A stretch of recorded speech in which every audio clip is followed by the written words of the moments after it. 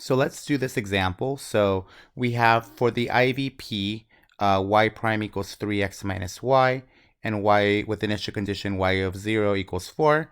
Find the Euler approximation to the solution on the interval from 0 to 1.5 using n equals 3 segments. So state the approximation to the solution at x equals 1.5. So I want to know what exactly is going to be the solution at x equals 1.5. Okay, so the way that we're going to do it, since we're looking for the Euler approximation, we're going to use this thing in blue. Okay, and the way that we're going to do it, what I like to do is make a table of this thing so that we don't have to be looking at these formulas. So I'll show you how we're going to do it. So the first thing that I want to do is make a table. Okay, so that's the first step. Okay, so I want to first find h. Just kidding. I want to find h first, then I want to make a table. Okay, so first I want to find h. So the way that we find h is that h is going to be equal to b minus a over n. Okay, so this is going to be what we call my step size. How far am I going in the x direction?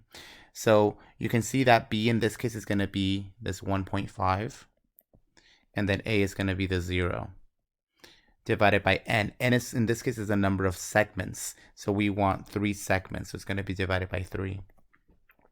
So I do this and I'm going to get 0.5. Okay. So this is what this is. Also, something to identify is we want to identify g of x comma y. Oops. Identify what my g of x comma y is.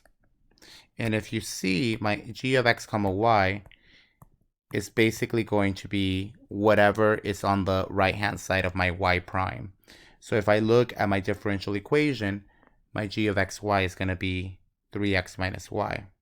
So g of x comma y is going to be 3x minus y. Okay, so I have my other stuff. Okay. So now that I have these two pieces of information, I'm able to go to step number 2. And in step number 2, what we're going to do is make a table. And the way that I make the table is the following way. So I'm going to make 3 columns. So the first one's going to be n. The next one is going to be xn. And then the next one is going to be yn. Okay.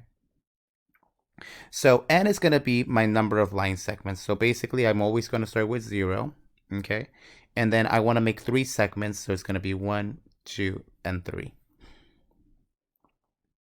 And now what we're going to do is you're going to start with my xn. Okay, so when n equals 0, this is basically saying before I have anything, what is going on in the very initial. So I'm going to initially start. So what is given to you? Am I given an initial condition? Yes, we are. If you look at your initial condition, we said that y of 0 equals 4. So that means that x0, because I'm plugging in 0 for n, is going to be 0. And my y0 is going to be 4. Okay? Because that's what it says. Y of 0 equals 4. There's just the fact that y of 0 equals 4.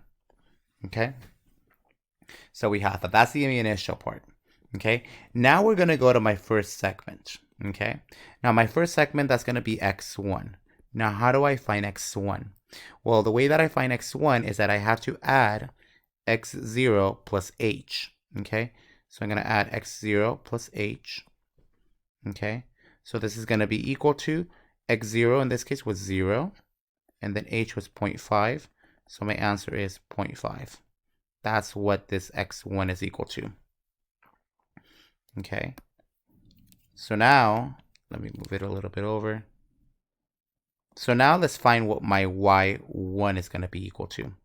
So y1 is going to be equal to, so if you go back up to my formula, is y minus 1 plus g of x I minus 1. So basically, whatever this ith term is you're going to subtract it from 1. So basically, this is going to be, if this is y1, this is going to be y0 plus g of x0 y0 times h. Okay? And now all we got to do is just plug everything in here.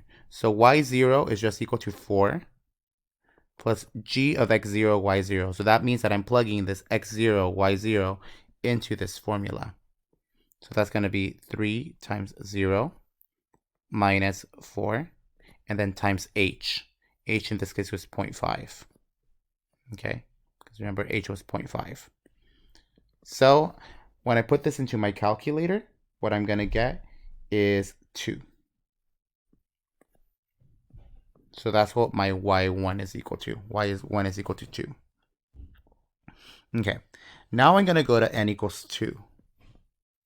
And when n equals 2, I'm going to plug in the 2 in there. x2 is equal to, so now it's going to be x1 plus h. Okay, so x1 is equal to 0.5. And I'm going to add it to h, which is another 0.5. That's going to give me 1. Okay, so that means that x2 is now equal to 1. So then y2 is going to be equal to y1 plus g of x1, y1 times h. So then I'm going to plug in everything in. So y1 initially was, on the previous column, it was 2 plus g of x1. So now I'm plugging x1. See, here's x1, which was 0.5, and I'm plugging in y1, which is 2, and I'm plugging it into my g. So that's going to be 3 times 0.5 minus 2. And then I'm going to multiply it by h times 0.5. So when I do this, it's going to be 1.75. Okay? So that's what my y2 is equal to. So y2 is equal to 1.75, x2 is equal to 1. So you can kind of see the pattern that in order to find my y value, you're using the one in the previous one, okay, in the previous row. Now let's figure out what when on my third segment, x3. So this is going to be x2 plus h. So this is going to give me the previous one, which is 1 plus 0.5. And you can see that I get 1.5. So basically, this is telling me this is the last one, okay? So my y3 is going to be equal to y2 plus g of x2, y2 times h.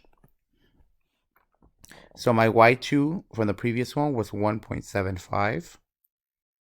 Then plus, I'm going to take 3 times 1, because the previous x2 was 1, minus y2, which in this case is 1.75. Multiply this by 0.5. And what I'm going to get is 2.375.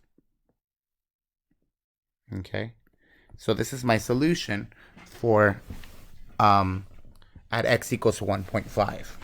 Okay, so now what you can see is that this is going to be my solution. Okay, so what I'm going to try to do is I'm going to try to put all these points so you can kind of visually see what's going on. So this is really confusing in the first time. It can be a little tough, but then after a while, it just takes a little bit of practice. So basically, let's start off with where we started. So we started off with x0, y0. So this is just going to be 0, 4. That's where we started. Started out with 0, 4. Then we did 0.5 all the way to 2. So that's this part, this 0.5, and this is just this 2. So I'm just collecting all these points. Then I have 1, 1.75. And then I have this 1.5, 2.375. So I'm collecting all of these different points. So if I were to graph this, and you can kind of see what's going on, you can start off at 0, 4. So first we have 0, 4. And then from there, I have 0.5. So I'm going to move over 0.5 units. And then go up 2. That's 0.52. Then I'm going to move 0.5 again. So now I'm at 1. And then 1.75. That's a little bit lower. And then I'm going to go to 1.5.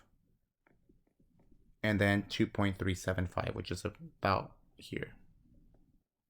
So if you can kind of see, this is what it's basically doing. It started here. It made a line segment to this next point.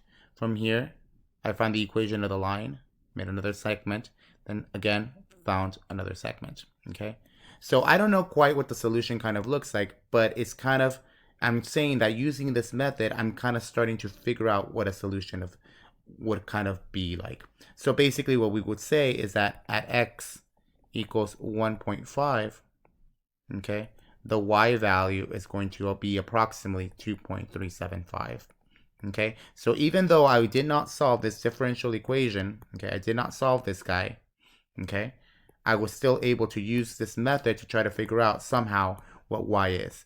Now, thankfully for us is that now we have computers that can kind of help us solve these problems, but um, but it's really good to kind of see what exactly is going on. So I'll do one more example of Euler's method in the next video.